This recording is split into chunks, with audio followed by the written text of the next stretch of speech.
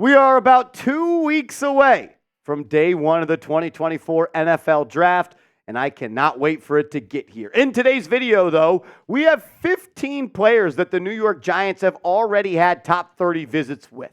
And I think this is important because Joe Schoen in this scouting department and front office places a large importance on the top 30 visits. Just take a look at this. In 2022, 3 players that took top 30 visits to the Giants included Kayvon Thibodeau, Evan Neal, and Cordell Flott. They picked 10 players that year. 30% of the picks came from top 30 visits. And the same thing happened in 2023 to a larger degree. Deonte Banks was on a top 30 visit. Round 1 pick. John Michael Schmitz, round 2. Jalen Hyatt, round 3. And Trey Hawkins, round 4. So I put on my little detective cap, and I went and talked to some people and tried to get the top 15 players. There were some that I could not confirm that I had heard, but we are going to go through the top 15 guys because I believe at least one of the people that we are talking about on today's show, at least one, will be a New York Giant once the NFL Draft is over with. Let's start at the wide receiver position. Marvin Harrison Jr., the number 1 wide receiver on my big board, already had his top 30 visit with the New York Football Giants. I'm going to consistently reference the consensus big board, which is, if you go to www.nflmockdraftdatabase.com, they have compiled over 100 big boards from different media sites and coming up with a consensus. Marvin Harrison Jr., the number 3 player on that big board. I believe he's the best receiver in this class. I think he's going to be a stud. He is going to change life for an NFL organization. I have also heard that the New York Giants are in love with Marvin Harrison Jr. He's on the board at 6. He will be a Giant. I would not be shocked if they traded up to 5 to go get him if the Chargers are wanting to trade down. Another player I think might just be a Giant at number 6 is Malik Nabers. He is my wide receiver too, and on the consensus big board, he is the number 5 overall player. There's a lot to love about Malik Nabers. He can do it all. He can take the top off the defense. He can take a slant and go the distance. Reminds me a little bit of Odell Beckham, but more so a guy like Antonio Brown. 6 foot, 220 pounds, runs a 4.3 40, special athlete, and I think he fits exactly what Brian Daboll is looking for in a receiver. Yards after catch. Generator with the football. Those are terms they use, and that is what Malik Nabers is. Wide receiver 3 on my board is Odunze. He has also had a top 30 visit with the New York Giants, number 6 on the consensus big board. I would be happy as well if Odunze was the pick at number 6. I think he's a special player. Reminds me a little bit of DeAndre Hopkins, but he was one of the best deep threats, if not the best deep threat in college football last year. And I think everyone will agree the Giants need to add more talent to the wide receiver position. I still believe that Jalen Hyatt is going to have a long, successful career in this league. Darius Slayton has proved that he can get to 700 yards no matter who his quarterback is in a season. Wan'Dale Robinson, I thought, improved as each game went by this past year, and I think he's got a long NFL career ahead of him operating out of the slot. But the Giants, they don't have that wide receiver 1, and they don't really have a wide receiver 2, in my opinion. Sure, you could say Slayton is. I think he's more of a wide receiver 3. But they need to add more talent here, and they might just do it at pick number 6. I think we all, or probably 90% of us, agree that Marvin Harrison Jr. is the number 1 receiver in this class, so I'll take it a step further.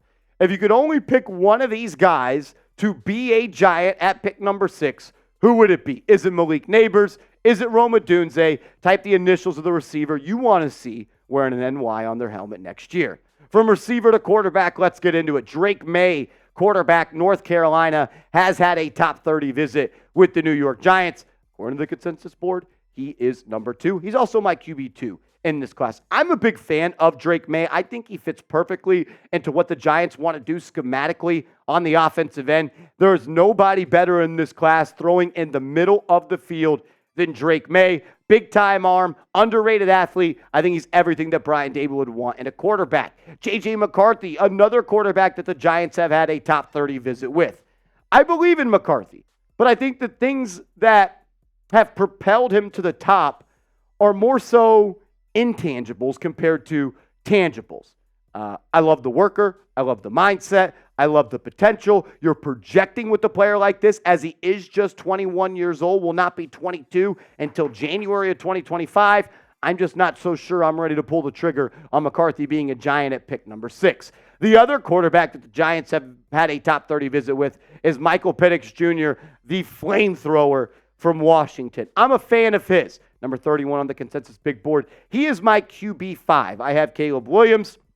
I have Drake Maye. I have Jaden Daniels. I have JJ McCarthy. And then Michael Penix Jr. Don't love that he's 24. Don't love the injury history. And I also don't love that what he does best is throw from a clean pocket. And we're the New York Giants. We rarely give our quarterbacks clean pockets. Overall, I am not trading into the top 5 of this draft to select a quarterback unless it's for Drake Maye or unless it's for Jaden Daniels. That is where I am at on this. I'll be fine, I'll be okay, and I'll give it a B+ if McCarthy's the pick at 6. But for me, I can't trade up and give future draft assets and draft picks to move up 1 or 2 spots to go get McCarthy. If he falls to 6, sure, I'll do it, but I'm only trading up for Maye or Daniels. We'll talk about defensive players the Giants have had top 30 visits with and offensive line around the corner. But first, I got to give a huge shout out to today's sponsor, Game Time. Download the Game Time app, use the promo code ChatSports, and they will hook you up with $20 off. It's the best seats for the lowest prices guaranteed. Prices drop as the events get closer. And look, baseball season is here, ladies and gentlemen, and the Bronx Bombers, they look good. I know I'm going to be getting up to New York this summer to go catch Juan Soto playing in the Bronx, and you could do the same by downloading the Game Time app and using that promo code. Save yourself $20, and then go buy a hot dog or a beer with that savings. Check out Game Time for real, though, guys. It's the only app I use now to buy tickets. It just fits my lifestyle. I call it the procrastinator app for ticket buyers because prices drop as the events get closer, and you're always going to get the best deals no matter what. And if you use that promo code ChatSports, you're going to get $20 off. I also love that you get to see a view of the stage, venue, field, court, or whatever it is inside the app when you're debating on which tickets to buy. Check them out. The best ticketing app in the game. Just open up the App Store, type in Game Time. The logo looks like it does at the bottom of the screen. Use that promo code ChatSports and save yourself $20 off. Offensive line. I'm not ready to say that it won't happen. I've been banging this drum all offseason long. Joe Alt would be a home run pick for the New York Giants. He is number 9 on the consensus big board. He's OT number 1 for me, and I have him as my 3rd-rated player on my big board. Caleb Williams, Marvin Harrison Jr., Joe Alt. If I had to pick any 3 people out of this draft class to be wearing a gold jacket one day, Joe Alt is one of those people. He would change life on the offensive line for the New York Giants. These top 30 visits, though I want everyone to understand this, are not just for top 30 players or first-round or second-round players. The Giants have hosted interior offensive lineman, really he could play everywhere, Matthew Jones of Ohio State, and he is number 289 on the consensus big board. So a day 3 pick or maybe a priority UDFA. And if the Giants can do any homework or any background or get to meet this guy when he does hit the UDFA market and they already have a relationship with him, they could get him to ink a deal here pretty soon after the draft wraps up. Tom Pelissero actually broke some news today, as we are recording this on April 8th, that the University of British Columbia left tackle Giovanni Manu visited the Giants today. One of at least 7 pre-draft visits for the 6'8", 352-pound behemoth. I love that word. Manu ran a 4.96 40 at his pro day. He also visited with the Cowboys and has the Giants and Jets, Patriots, Browns, Bengals this week. He is a day 3 type of guy or another priority UDFA signing for the New York Giants. So they're checking off all their bases and they're making sure they're ready to go when the draft wraps up to still try to add quality football players to this team. You look at this offensive line, and I do think they got a lot better this offseason. I didn't love the signing of John Runyon, but he is an average guard, and we haven't had average guard play in God knows how long. I love the signing of Jermaine Illuminor. I love the versatility. He could play left tackle, left guard, right tackle, and if Evan Neal struggles this year, he will be benched. Illuminor will move to right tackle, and then you guy like Aaron Stinney or Austin Schlottman, who you signed early on in free agency, as potential guys to come off of the bench for the New York Giants. They got better on the offensive line. How much better, though, is my question to you. Grade the new O-line for the Giants, A, B, C, D, or F. I'm rolling with the C at this current moment, but I want to hear from you. Let's talk about the defensive side of the football. The Giants have also had a top 30 visit with edge rusher out of Alabama, Dallas Turner. He's probably my number 1 defensive player in this class. The stats aren't all that great when you talk about his complete production. 10 sacks last year. I know you're sometimes looking for more than that. But I love the traits. I love the athletic profile. I think he is a really good player. And I think he's going to go to a team like the Atlanta Falcons at pick number 8. I'm a big fan of his. And unfortunately, he's just probably not going to be a New York Giant. A guy that might be a Giant at pick number 47 when the Giants are on the clock in round 2 is Chop Robinson.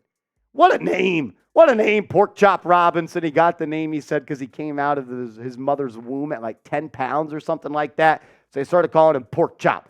Giants need more juice on the defensive line and the edge department. Chop Robinson ranked as the 29th best player on the consensus big board.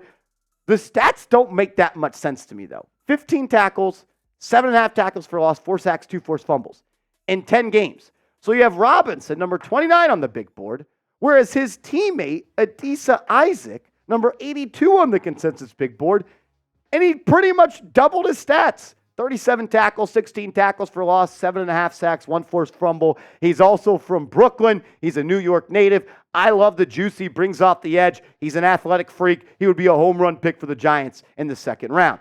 A later round pick on the D-line, Christian Boyd out of the University of Northern Iowa, right? Yeah, I don't know why I just second-guessed myself like that. Northern Iowa, 43 tackles last year, 6.5 tackles for loss, 3.5 sacks, 1 pass breakup. The other 2 guys we showed you are more edge defenders, whereas Boyd lines up on the interior defensive line, weighing in at 317 pounds. Maybe you get him on day 3 of the NFL draft. I like this as a potential option. You now look at the new Giants defensive line depth chart as Brian Burns is now pictured. Can't wait to get him in a Giants uniform and see him up there. But I think that this graphic speaks for itself.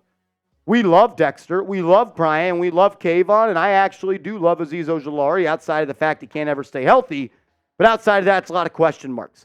Raheem Nunez-Roches, a.k.a. Nacho, is a supplementary piece. Jordan Riley and DJ Davidson are guys that you got in day 3 of the NFL draft. Some more talent, some more juice is needed on this defensive line, and I would like to see the Giants make that a priority heading into the 2024 NFL Draft.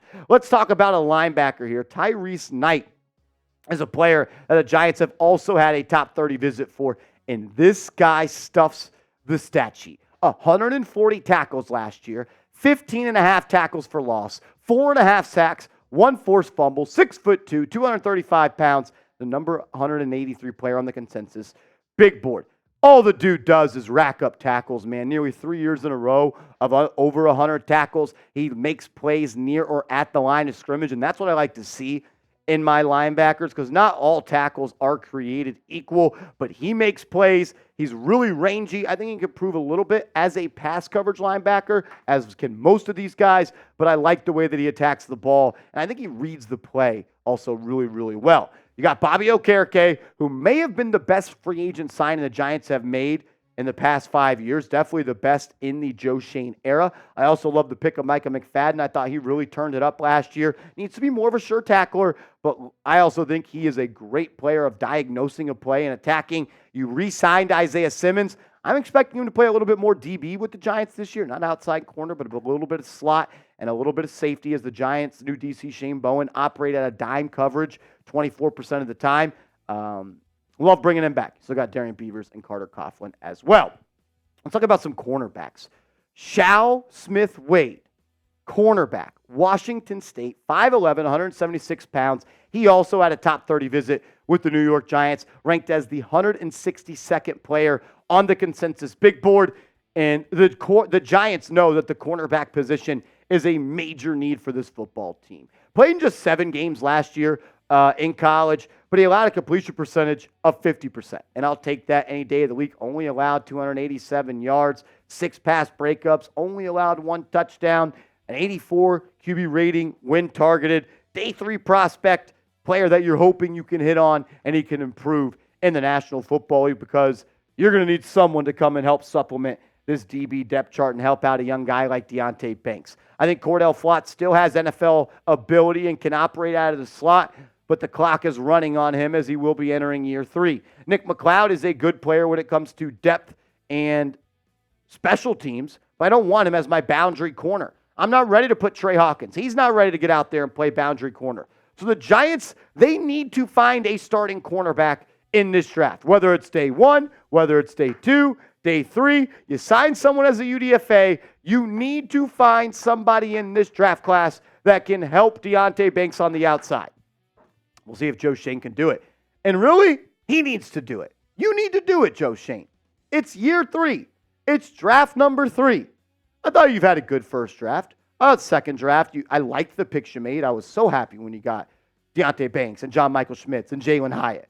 But you need to hit on someone that you weren't expecting to be that type of player. That's what good GMs do. They pull rabbits out of their hats. Round 6, round 7, round 5, you find starters. You did that with Micah McFadden. I appreciate that. Go do it again. Get this team some good players in the late rounds of the NFL draft.